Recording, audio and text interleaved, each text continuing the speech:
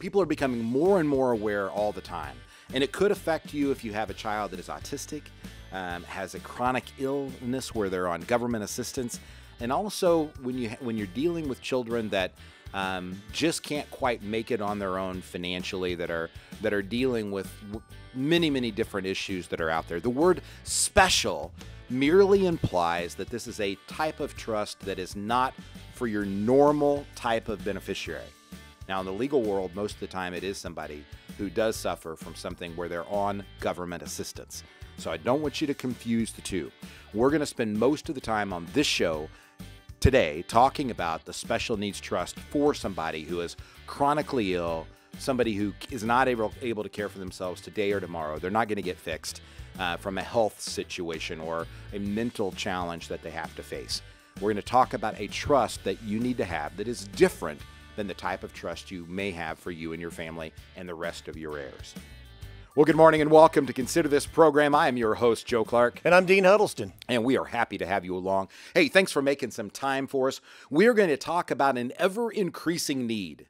Now, I don't know if the world is now just more informed or if these issues went on to the extent that they do today. But there seems to be a prevailing number of families who walk into our office that have a beneficiary, an heir, that has a special set of circumstances, whether that be a described as a health condition, a mental limitation, whether that be something else that's going on in their lives, whether it be an addiction to drugs, alcohol, or gambling. People have different challenges that are out there.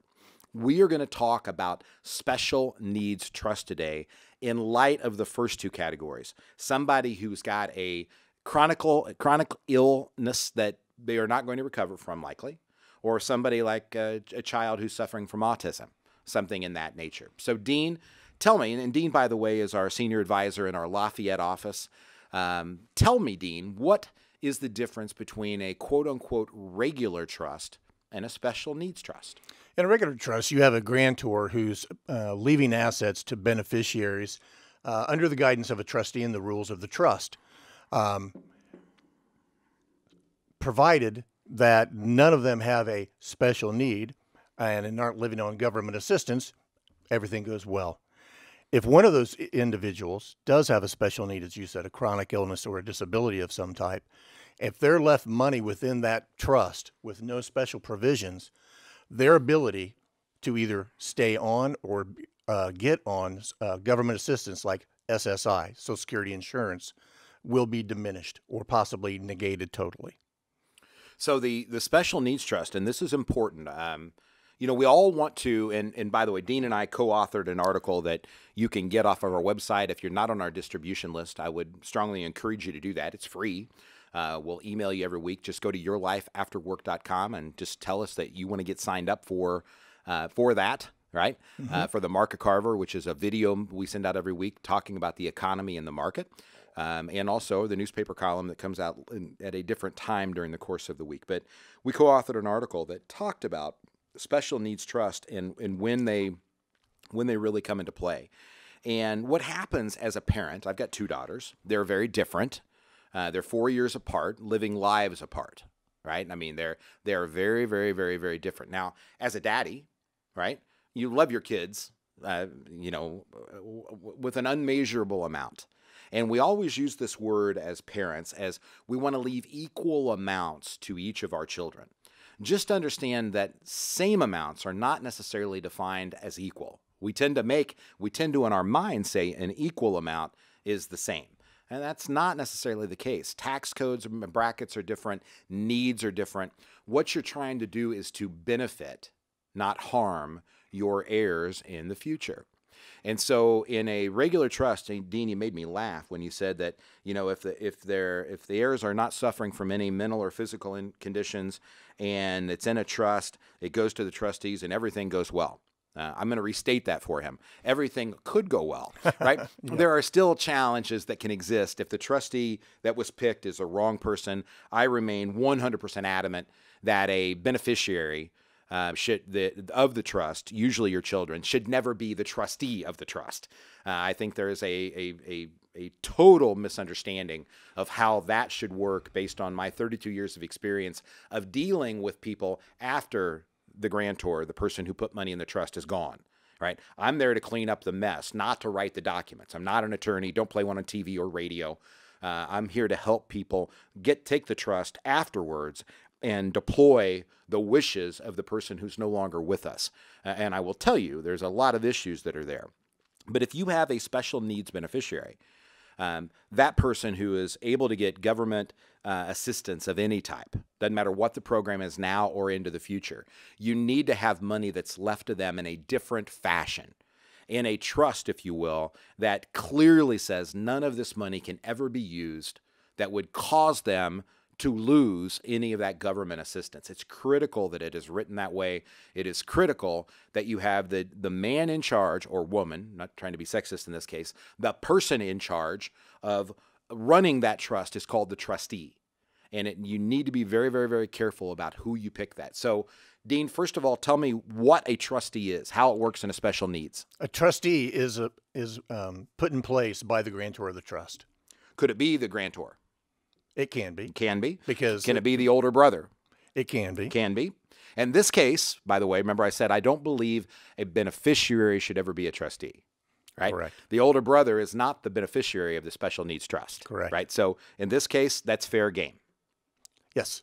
The trustee is going to be in charge in a big way to make sure that every disbursement from that trust follows the guidelines upon the government program that the special needs individual is in. I think you'd agree that nobody's going to get rich off of government assistance. You know, it's going to provide food, clothing, shelter, medical care, those kind of things. Is that all life is about? So in that special needs trust, it gives the individual the ability, the trustee, to give them the ability, and I'm thinking of the beneficiary, that they can live a life that is full of joy. Going to Kings Island. Going to Kings Island. Going to Disney World. Going here, going there. If they have the ability to drive a car can be purchased. If they want to go on a trip that's longer, they can do that. If they want to continue some education, if they have that ability because of a physical limitation, not maybe a mental ability, they can do that as well. It can help improve their quality of life for years and years to come. Amen.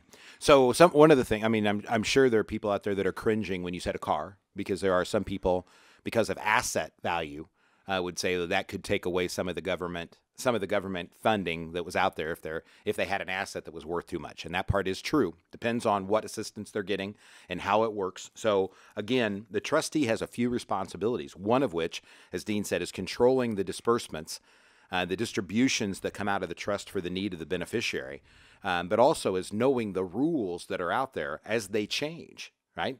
And that becomes critical. So when you look at this, let's say that you have a grandchild or a child that, and I've got parents that are 60s that have children that are suffering and diagnosed with Downs, right?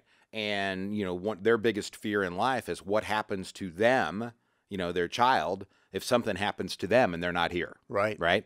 And that is a real worry they have. And this is where one of those trusts can really come into play, to be issued correctly, or be documented correctly. The documents are what forms the trust, and make sure that child is taken care of to the best of their ability. But those trusts need to be clear. And what you said, Dean, was very, very important, that there's more to life than food, shelter, and clothing, right? Guess what things you can't buy out of that trust, right? Food, shelter, and clothing. Exactly. Right? It's you've got to be very, very careful with how that stuff is created. So let's get to the funding. Oh, go ahead, Dean. Well, one thing I want to mention, Joe, is some people might say, we have a child and he has siblings. We're going to just leave the money to one of those siblings to take care of their brother or their sister for years to come. And that's a great idea. That puts a lot of faith and a lot of trust in that individual.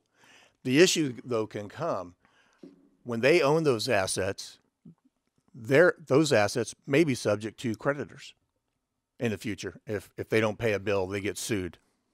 Also marital assets as I well. hate, I don't, Fortunately, in our family, we've not had to deal with divorce, for generations, but it is an issue that's out there, and that's one of the things you have to be aware of. That's right. And that's why that special needs trust, ensuring that longevity of the assets, of taking care of that child, is so important. Yeah.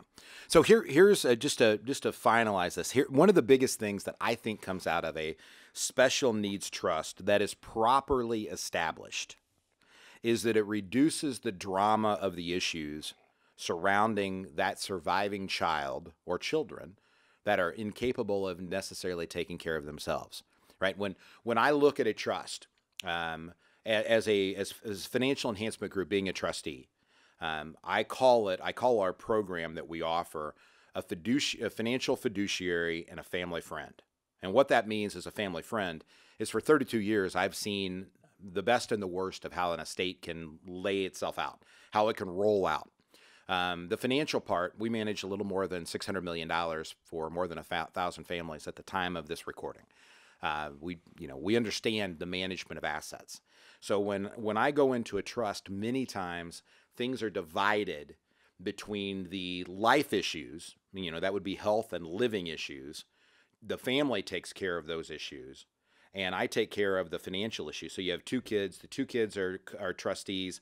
I'm the third with all of the financial responsibility, and there as a family friend to be able to provide them guidance based on experience we have of thinking about doing this or doing that. And if the 2 can't agree so that they don't wind up in court, we're able to come in and to be the tiebreaker, if you will, to keep people out of court and to try to keep the legacy plan that you laid out on track. This is especially true when you're still alive, but incapacitated, incapable of making your own decisions in terms of what's going on. Part of that is helping people figure out the amount of money or the type of money that needs to go into the special needs trust, right? The division of assets, even if you want it to be equal in terms of amount, they're not equal. A Roth IRA is not equal to an IRA. It's not equal to money that's after tax. It's not equal to farm ground. It's not equal to a house. Even though they add up and we put a dollar figure to it, this becomes very complex. And having somebody help break that down, break that line down to say, this goes to A, this goes to B, and this goes to C, and here's how it's done, is a critical part of what you need to consider inside of your legacy plan. For 32 years, I have dealt with the aftermath of poor legacy planning. And I've also been able to witness and be a part of some of the best planning that I've been able to see or that I know of that's out there. That's what we're happy to help you work with an attorney that understands estate planning and your needs. You can find us at yourlifeafterwork.com or give us a call at 800-928-4001. Again, yourlifeafterwork.com, 800-928-4001.